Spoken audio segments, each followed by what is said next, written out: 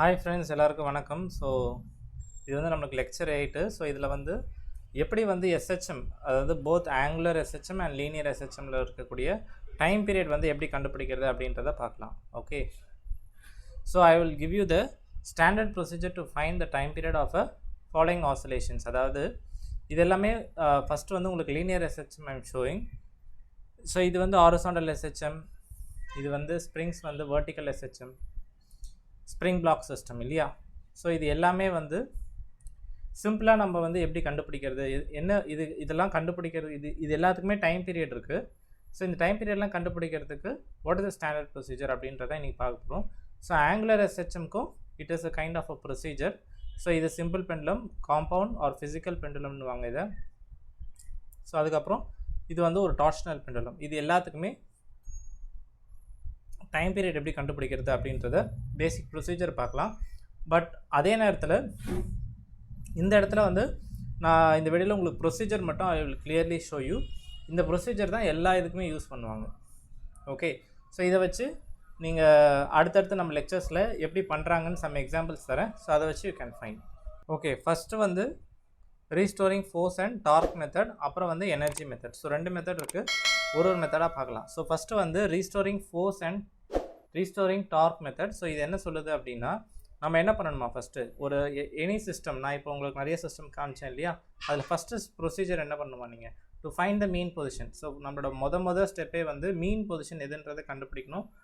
What is mean பொசிஷன்றது ஏற்கனவே உள்ள டிஸ்கஷன்ஸில் எல்லாமே நம்ம பார்த்துருக்கோம். ஸோ நீங்கள் லிங்க்ஸ் எல்லாம் டிஸ்கிரிப்ஷனில் பிளேலிஸ்ட்டோட லிங்க் கொடுத்துருக்கேன், அதில் போய் you can watch it. Okay, so இப்போ மீன் பொசிஷன் நீங்கள் ஃபஸ்ட்டு கண்டுபிடிக்கணும். கண்டுபிடிச்சதுக்கப்புறம் என்ன பண்ணணும், பொட்டன்ஷியல் எனர்ஜி அந்த இடத்துல என்னது, மீன் பொசிஷனில் நமக்கு நல்லாவே தெரியும் பொட்டன்ஷியல் எனர்ஜி இஸ் மினிமம். அதுக்கப்புறம் அந்த இடத்த நம்ம என்ன கூப்பிடுவோம், ஸ்டேபிள் ஈக்குவலிபிரியம் பொசிஷன் அப்படின்னு சொல்லி நம்ம கூப்பிடலாம். ஓகே, அதுக்கப்புறம் இந்த பர்டிகுலர் மீன் பொசிஷனில் வேறு என்ன பாயிண்ட்ஸ் இருக்குது அப்படின்னு பார்த்தீங்கன்னா, இந்த இடத்துல வந்து நெட் ஃபோர்ஸ் வந்து 0, அதே மாதிரி net torque acting at point mean at a point of mean position என்னது, அகெயின் வந்து 0.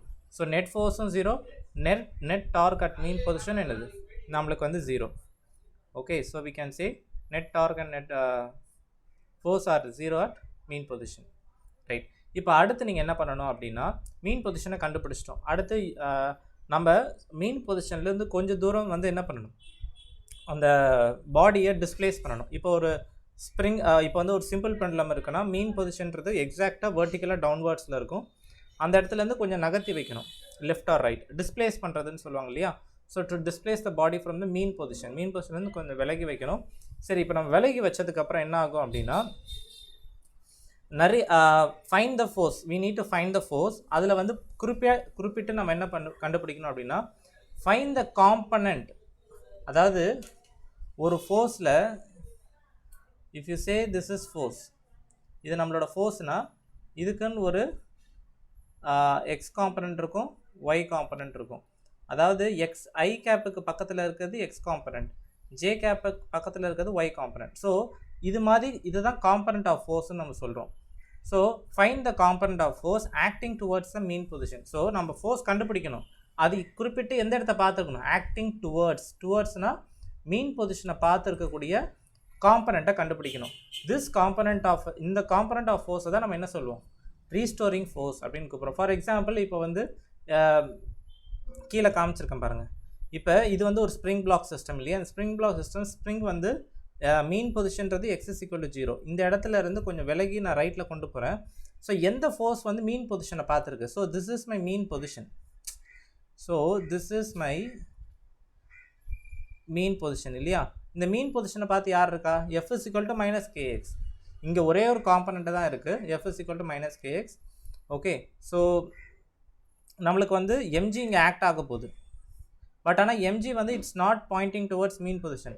ஸோ எக்ஸாக்டாக மீன் பொசிஷனை மட்டும் பார்த்துருக்கிறது பார்த்தீங்கன்னா f = -kx. ஸோ அதை தான் நம்ம என்ன எடுத்துக்கணும், ரீஸ்டோரிங் ஃபோர்ஸாக எடுத்துக்கணும். ஓகே, ஸோ இதே மாதிரி நீங்கள் சிம்பிள் பெண்டுலம் எடுத்துட்டிங்கன்னா இதுதான் நம்மளோட மீன் position. So this is my mean position. இந்த பொசிஷன்லேருந்து நான் என்ன பண்ணியிருக்கேன், கொஞ்சம் ரைட் வேர்டாக கொண்டு போயிருக்கேன். கொண்டு போயிட்டு அந்த இடத்துலேருந்து என்ன பண்ண போகிறேன், இப்போது நான் வந்து I need to calculate the force. அதுலேயும் வந்து ஃபோர்ஸ் வந்து இங்கே வந்து mg ஆக்ட் ஆகும். இதை நான் வந்து காம்பனண்ட்டாக பிரிப்பேன். ஸோ இப்படி ஒரு காம்பனண்ட், இப்படி ஒரு காம்பனண்ட் இருக்கும். ஸோ இந்த இடத்துல வந்து there will be also some tension. So எல்லா ஃபோர்ஸுமே இருந்தாலும் எந்த ஃபோர்ஸ் மீன் பொசிஷனை பார்த்துருக்கு, இதான this is my mean position பா, ஹைலைட் பண்ணுறேன் பாருங்க, இதான் என்னோட மீன் பொசிஷன். ஸோ மீன் பொசிஷனை பார்த்து யார் இருக்கா, எஃப் மட்டும் தானே இருக்குது, அதுதான் என்னோட ரீஸ்டோரிங் ஃபோர்ஸ்.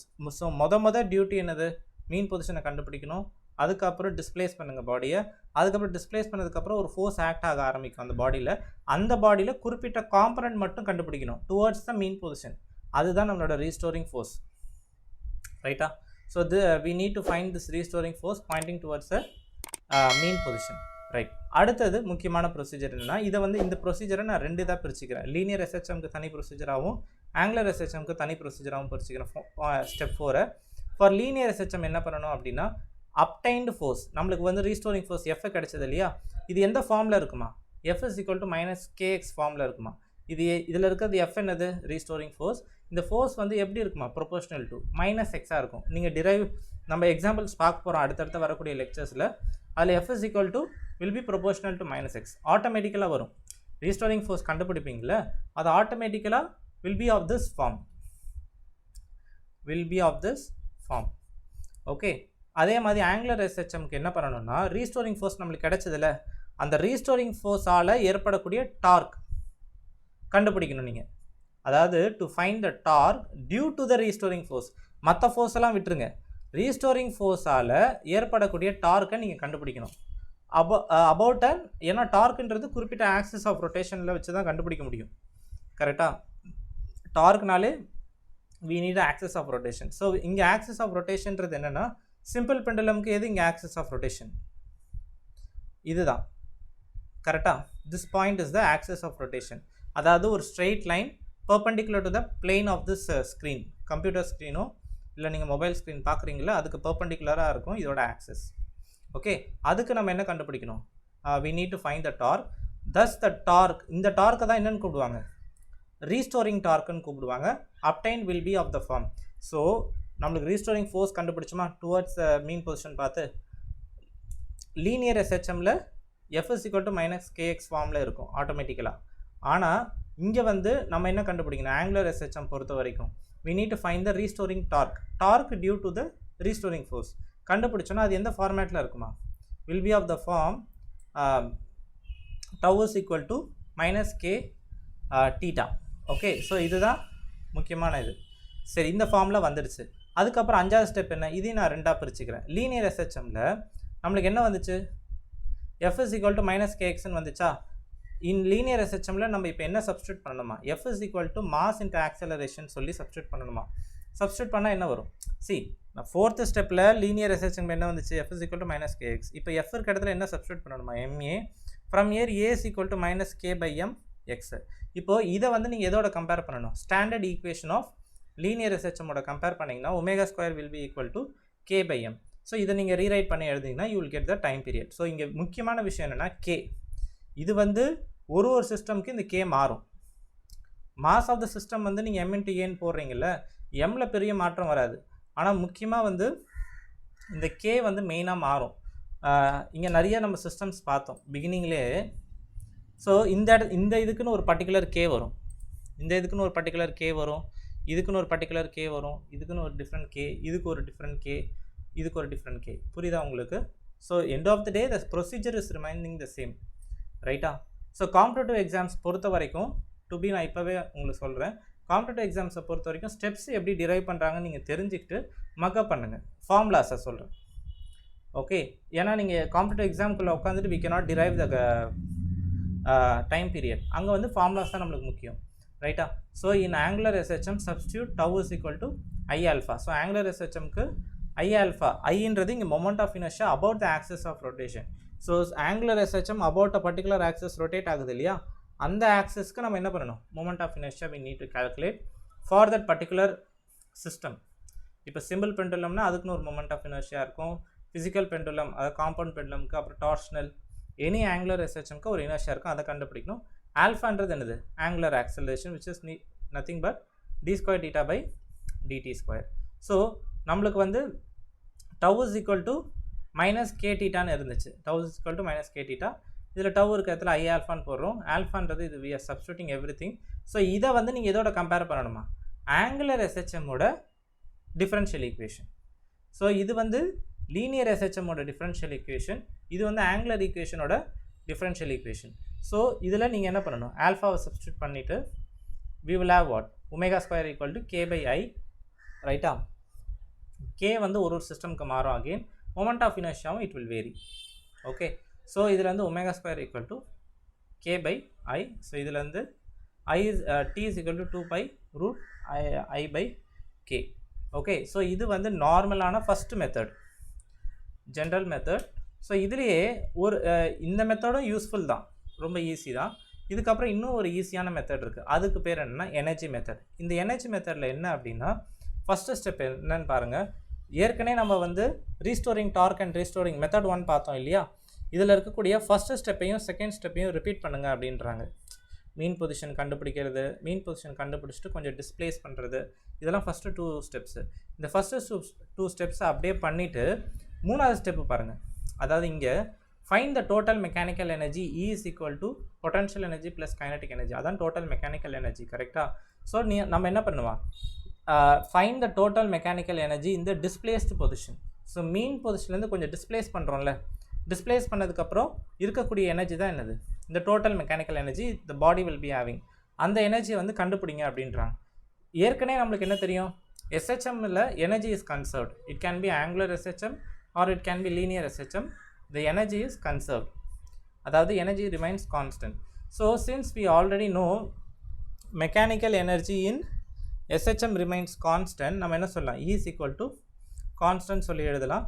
அதுக்கப்புறம் என்ன பண்ணணுமா, we need to differentiate energy, அதாவது டோட்டல் மெக்கானிக்கல் எனர்ஜியை differentiate with respect to t பண்ணால் என்ன ஆகும், we will be getting 0. ஏன்னா கான்ஸ்டன்ட் டிஃப்ரென்ஷியேட் பண்ணால் 0. ஸோ உங்களுக்கு ஒரு பெரிய எனர்ஜி எக்ஸ்பிரஷன் கண்டுபிடிப்பீங்க. அதை differentiation with respect to time பண்ணிவிட்டு ஈக்குவல் டு 0ன்னு போடுங்க. போட்டதுக்கப்புறம் அடுத்த ஸ்டெப் என்ன தான், நீங்கள் டிஃப்ரென்ஷியேட் பண்ணும்போது dx by dt வரும். அந்த இடத்துல vன்னு சப்ஸ்டியூட் பண்ணுங்கள். d theta by dt இருந்துச்சுன்னா ஒமேகான்னு சப்ஸ்டியூட் பண்ணுங்கள். dv by dt இந்த acceleration, d omega by dt இருந்துச்சுன்னா ஆல்ஃபா. இது எல்லாத்தையும் சப்ஸ்டியூட் பண்ணிவிடுங்க. சப்ஸ்டியூட் பண்ணால் நம்மளுக்கு ஏற்கனவே தெரிஞ்ச ஃபார்ம்ஸ் எது, தென் we directly get what. So எதுக்கு இந்த சப்ஸ்டியூஷன் பண்ணுறோன்னா, எனர்ஜியை கண்டுபிடிக்கிறோம், அந்த எனர்ஜி டிஃப்ரென்ஷியேட் பண்ணி ஈக்குவல் டு 0ன்னு வரும். ஏன்னா energy is constant in SHM. It can be linear R it can be angular. So differentiation பண்ணதுக்கப்புறம் இந்த டேர்ம்ஸ்லாம் வரும். ஸோ இந்த டேர்ம்ஸுக்கெலாம் நம்ம என்ன பண்ணுறோம், அவங்களோட value alpha V omega N substitute பண்ணால் ஃபைனலாக இது எந்த ஃபார்மில் இருக்குமா, நம்ம லீனியர் SHM படிச்சுட்டு இருக்கோன்னா அது எந்த ஃபார்மில் இருக்குமா, FX form or AX form, இல்லை tau theta or alpha theta, ஏதாவது ஒரு ஃபார்மில் நம்மளுக்கு ஆன்சர் வரும். ஓகே, அதுக்கப்புறம் நம்மளுக்கு ப்ரொசீஜர் என்னென்னா, 4th ஒன்று, the remaining procedure is same. ஏன்னா இப்போ நம்மளுக்கு வந்து நான் எனர்ஜி சப்ஸ்டியூட் பண்ணி இந்த வேல்யூஸ்லாம் சப்ஸ்டியூஷன் பண்ணதுக்கப்புறம் நம்மளுக்கு வந்து ஒன்று டவு டீட்டா இல்லை ஆல்ஃபா டீட்டா ஃபார்மில் இருக்கும் ஃபார் ஆங்குலர் SHM, இல்லை FX இல்லை AX ஃபார்மில் இருக்கும். நீங்கள் நம்ம வந்து எக்ஸாம்பிள்ஸ் பார்க்க போகிறோம், அது எப்படி வருதுன்றதை நம்ம அடுத்தடுத்த லெக்சர்ஸில் பார்க்கலாம். இப்போது இதுமாதிரி வருன்றான். அதுக்கப்புறம் நம்ம என்ன பண்ணணுமா, நம்மளுக்கு f of x இல்லை டவு டீட்டா வந்துச்சுன்னா we know how to derive. First ப்ரொசீஜர்லேருந்து நம்ம இதை கொண்டு வந்துடுவோம். அதாவது omega square equal to omega is equal to root of a by x அந்த ஃபார்மேட்டில் கொண்டு வந்துடும். This is a modulus. ஏன்னா நெகட்டிவ் வேல்யூஸ் அவாய்ட் பண்ணணுன்றதுக்காக I am putting a modulus here. So omega is equal to 2 pi by t, omega is equal to 2 pi by t, we can find the time period. கரெக்டாக? சரி, இப்போ அதுக்கப்புறம் இப்போ நம்ம வந்து total mechanical energy ஈன்னு சொன்னோம். That is it is summation of potential plus kinetic energy will be equal to கான்ஸ்டன்ட்னு சொன்னோம். பட் ஆனால் இந்த டோட்டல் மெக்கானிக்கல் எனர்ஜியில் என்ன டைப்ஸ் ஆஃப் எனர்ஜிலாம் நம்ம இருக்கோம் அப்படின்னு பார்த்தீங்கன்னா, so total mechanical energy consist of following terms. என்னென்னது, gravitational potential energy will be there, elastic potential energy or spring potential energy. I'm just recalling என்னென்ன எனர்ஜிஸ்லாம் இருக்கும்னு. அப்புறம் எலக்ட்ரோஸ்டாட்டிக் பொட்டன்ஷியல் எனர்ஜி இருக்கலாம். ஸோ இப்போ நம்ம சிஸ்டம் எதை பற்றி படிக்கிறோமோ அதுக்கேற்ற மாதிரி வரும். Mechanical rotational mechanical energy can be the part of mechanical energy இ. அதுக்கப்புறம் டிரான்ஸ்லேஷனல் கைனடிக் எனர்ஜி. ஸோ டிரான்ஸ்லேஷனல்ன்றது என்னது, this is translation kinetic energy. What about rotational kinetic energy? This is rotational kinetic energy. Okay, so these are the things. So spring potential energy na enadhu, half k x square. Gravitational potential energy we know. அதுக்கேற்ற மாதிரி we need to substitute. Okay, so okay பா, we finish the discussion. பிடிச்சிருந்தா இந்த video like பண்ணுங்கள், உங்கள் ஃப்ரெண்ட்ஸ்க்கும் share பண்ணுங்கள். So கமெண்ட்ஸ்லேயும் if you need to give any suggestion you can comment or ask your doubts. So all the best and thank you.